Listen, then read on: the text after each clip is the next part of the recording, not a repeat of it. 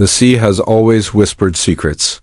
For millennia, those who dared to sail beyond the sight of land carried back more than just cargo or catch. They carried tales.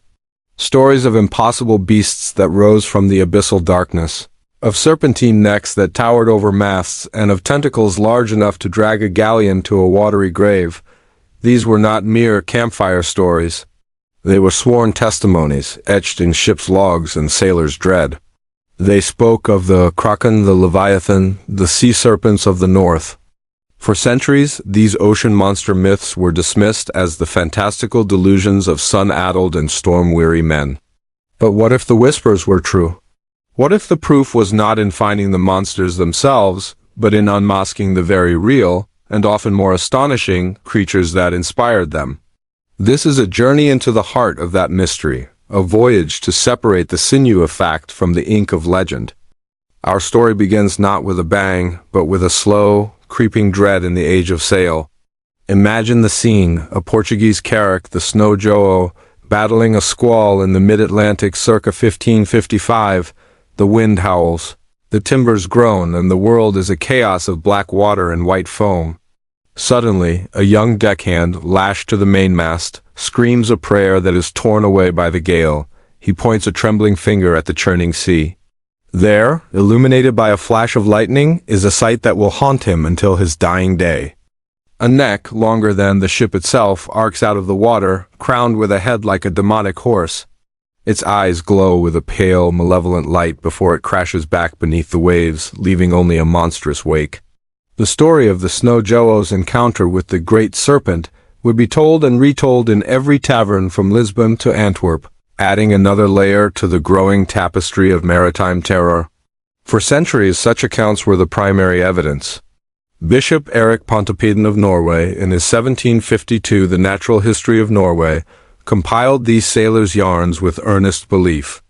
He described the Kraken as a floating island of an animal, so vast that when it submerged, it created a whirlpool that could suck a fleet down to Davy Jones's locker. He wrote, "The Kraken, when it rises to the surface, creates a kind of boiling turmoil in the water around it, and its back, which is about 1.5 miles in circumference, looks at first like a number of small islands." His work was taken as serious, if terrifying, natural philosophy. The scientific minds of the day, however, armed with little more than curiosity and a handful of bizarre specimens, were skeptical. They classified these tales as pure folklore, the products of superstition and the desperate human need to personify the terrifying unknown of the deep ocean. The first crack in the wall of myth appeared not with a dramatic sea encounter, but in a quiet, dusty museum. It was 1802, and the French naturalist Pierre Denis de Montfort was studying a specimen that had baffled scientists for decades: a colossal, sharp beak made of a material like black horn discovered inside the carcass of a sperm whale. It was unlike anything from any known animal. De Montfort, a man prone to grand theories, made a leap. He connected this mysterious beak to the ancient legends of the many-armed Kraken. He postulated a gargantuan cephalopod, an animal of almost unimaginable size, and he named it Kraken octopus. The scientific establishment, led by the esteemed Georges Cuvier, laughed him into obscurity. De Montfort died penniless and disgraced, his theory ridiculed as the very worst kind of sensationalist pseudoscience. The beak was dismissed as a geological oddity or a whale's stomach stone. The myth, it seemed, had claimed another victim. But the ocean was not done yielding its secrets. The turning point, the moment when legend began to bleed irrevocably into reality, arrived on a windswept beach in Denmark in 1853. A local schoolteacher and naturalist, Japetus Steenstrup, was presented with a bizarre and rotting mass that had washed ashore. It was not a fish, nor a whale. As he carefully cleaned the decomposing tissue, a shape emerged that sent a thrill of recognition through him. It was a beak identical to the one that had ruined de Montfort, but this time, it was still attached to something: a large, muscular body and the base of a massive tentacle. Steenstrup, a meticulous and respected scientist, did not cry "Kraken." Instead, he calmly and systematically described the animal. He gave it a scientific name: Architeuthis dux, the giant squid. In a seminal lecture, he stated, "The tales of the Kraken may not be mere fable after all, but a distorted account of a truly gigantic cephalopod, a denizen of the deep whose reality surpasses even the imagination of the ancients. The monster had a name. It was real. The confirmation of the giant squid was a seismic event in the world of natural history, but it was only the beginning. If one myth could be rooted in biological fact, what of the others? The sea serpent, that long-necked leviathan reported by thousands of sailors across centuries, remained elusive. The giant squid explained the kraken, but not the serpent. The hunt was on. The next great breakthrough came from an unexpected source, the world of paleontology. In the early 19th century, as the science of studying fossils matured, strange bones began to be unearthed from ancient seabeds. Marion Ning, the pioneering fossil hunter of Lyme Regis, England, was pulling incredible skeletons from the Jurassic cliffs. These were not dinosaurs but sea-dwelling reptiles. She discovered the ichthyosaur, a creature with a dolphin's body and a lizard's head, and later the plesiosaur. When the first complete plesiosaur skeleton was assembled, the scientific world gasped. It had a small head, a stout body, and most strikingly, an impossibly long neck, composed of dozens of vertebrae. The description penned by its discoverer, William Conybeare, read like a page from a ship's log describing a sea serpent. Here was the precise anatomy of the legendary beast, but it was supposed to have gone extinct millions of years ago. A chilling question began to form. Could a population of these ancient reptiles have survived, hidden in the vast, unexplored depths of the ocean? The sea serpent myth had just been resurrected in the most dramatic way possible. The 20th century brought new technology to the hunt. Sonar and deep-sea cameras began to map the alien landscape of the abyss, yet the ocean guarded its secrets well. The giant squid, though proven real, remained a ghost known only from dead or dying specimens that washed ashore. The sea serpent remained firmly in the realm of myth, despite tantalizing but blurry photographs like the famous surgeon's photograph of the Loch Ness Monster, an image later revealed to be an elaborate hoax, which only served to discredit legitimate research. The low point came in the 1960s and 70s. The age of reason seemed to have finally slain the age of monsters. Cryptozoology, the study of hidden animals, was relegated to the fringes of science. It seemed the final chapter had been written, and the myths were just that, myths born from misidentified whales, floating seaweed, or the playful dance of dolphins in the mist. But the deepest mysteries are often solved not by seeking the monster itself, but by re-examining the evidence with fresh eyes. The true unmasking was about to begin, and it would come from a convergence of disciplines, marine biology, oceanography, and a simple, profound shift in perspective. The key was not to find a prehistoric plesiosaur, but to realize that the ocean had created its own, equally miraculous, long-necked giants.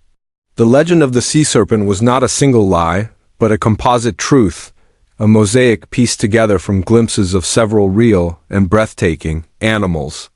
The stage was set for the final, dramatic act of revelation, where the ocean would finally give up its most guarded secrets, proving that the truth was, in fact, far stranger and more wonderful than the fiction. The mystery of the sea serpent seemed to have reached a dead end by the late 20th century. The plesiosaur theory was elegant but biologically implausible. A cold-blooded reptile would struggle to survive in the deep, cold abyss, and the ocean's food chains could not secretly support such large, air-breathing populations. Science had hit a wall. But a revolution was brewing, born from a simple, yet profound, change in the question itself. Instead of asking, "Is the sea serpent a plesiosaur?" a new generation of marine biologists began to ask, "What living animals, when seen through the eyes of a terrified or excited sailor, could be mistaken for a long-necked monster?" The first and most compelling answer came from an animal that had been in plain sight all along, the oarfish. This denizen of the deep is a bizarre and magnificent creature. It is the longest bony fish in the world, capable of growing over 30 feet in length. Its body is ribbon-like and silvery, and it has a striking crimson dorsal fin that runs the length of its body, culminating in a crest of long red fins on its head that look like a mane. For centuries, it was almost never seen alive, known only from carcasses that washed up on shore, often in pieces. When marine biologists finally observed a healthy oarfish in its natural habitat via remote-operated vehicles, the connection was undeniable. The creature swims in a vertical position, undulating its long dorsal fin. But when startled or sick, it can swim near the surface, its immense, serpentine body undulating horizontally. A glimpse of this shimmering, red-maned, impossibly long creature on the surface, especially in stormy conditions, is a near-perfect match for countless sea serpent reports. Dr. Timothy O'Hara, a deep-sea ecologist, noted, "You have this animal that looks like it's from another planet. If you were a sailor in a wooden ship and you saw that crest breaking the surface, followed by what seems like 50 feet of scaly body, you wouldn't think rare deep-sea fish. You would think dragon or serpent." The oarfish is, in all likelihood, the primary culprit behind the global legend of the sea serpent. But the oarfish was not the only candidate. Another piece of the puzzle was a behavior, not an animal. Humpback whales, when feeding, sometimes employ a technique called lobtailing or tail sailing. They orient themselves vertically in the water, with their enormous flukes, their tail fins sticking straight up into the air. From a distance, especially in poor light, the two lobes of the fluke can resemble the head and neck of a colossal serpent, while the rest of the body remains submerged. As the whale moves slowly, the head and neck appear to glide mysteriously across the surface. Furthermore, a line of rolling dolphins or porpoises can, from a distance, create the illusion of a continuous, humped body moving through the waves, the classic, many-humped sea serpent. The myth was not one animal, but a gallery of them, a case of mistaken identity on a grand historical scale. The Kraken, too, received a modern reinterpretation that was even more terrifying than the original myth. The confirmation of the giant squid Architeuthis was monumental, but it turned out that the ocean was hiding an even more formidable cephalopod. In the early 2000s, sperm whales bearing strange, large scars were being studied. These scars, made by suckers, were far larger than any known from giant squid specimens. The evidence pointed to something even bigger, something that could fight a 60-ton sperm whale on equal terms. That creature was the colossal squid Mesonicoteuthis hamiltoni. While less lengthy than the giant squid, it is vastly more robust. Equipped with rotating hooks on its tentacle clubs, and possesses the largest eyes of any animal on the planet. It is a true deep-sea superpredator. The legends of the Kraken dragging ships under were likely exaggerations, but the reality of a titanic struggle in the black depths between a sperm whale and a colossal squid is a battle of monsters that makes the old myth seem almost tame. The Kraken was real, and it had a bigger, badder cousin.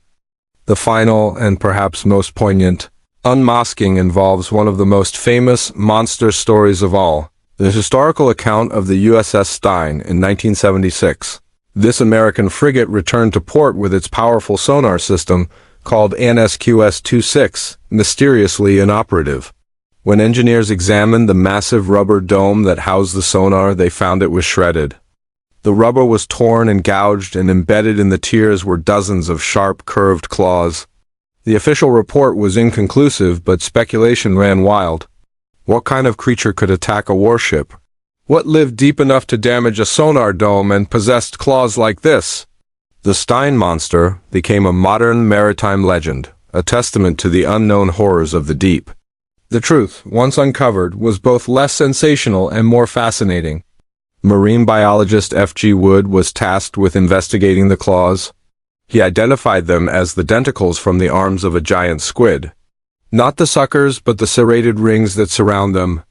The Stein monster wasn't a single, aggressive beast attacking a ship.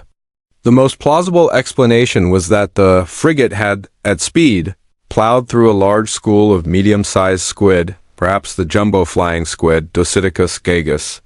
The sonar dome, vibrating and emitting sound, may have been mistaken for a large predator, or simply been an obstacle in a feeding frenzy. The countless claws of many squid, scraping and tearing against the sensitive rubber as the ship passed through them, caused the catastrophic damage. The monster was a swarm.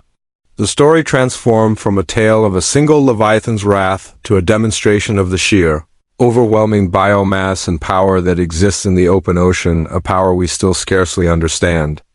This systematic unmasking of ocean monster myths leads us to a powerful and humbling conclusion. The sailors of old were not liars or fools. They were witnesses. They were simply interpreting the limited data their senses and their technology could provide. They saw the oarfish and created the sea serpent. They found the remains of the giant squid and spawned the Kraken.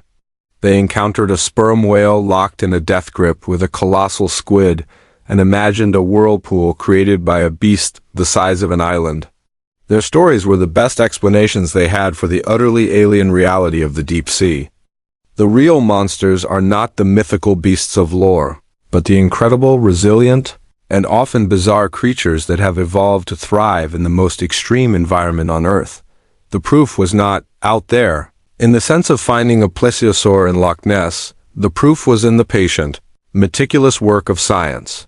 In the dissection of a washed-up carcass by Steenstrup, in the deep-sea footage of the oarfish, in the analysis of sucker scars on a whale's skin, and in the identification of tiny claws in a sonar dome. The ocean does not need to hide prehistoric survivors to be awe-inspiring. Its living, breathing inhabitants are miraculous enough. The unmasking of these myths is not a story of science killing wonder, but of science deepening it.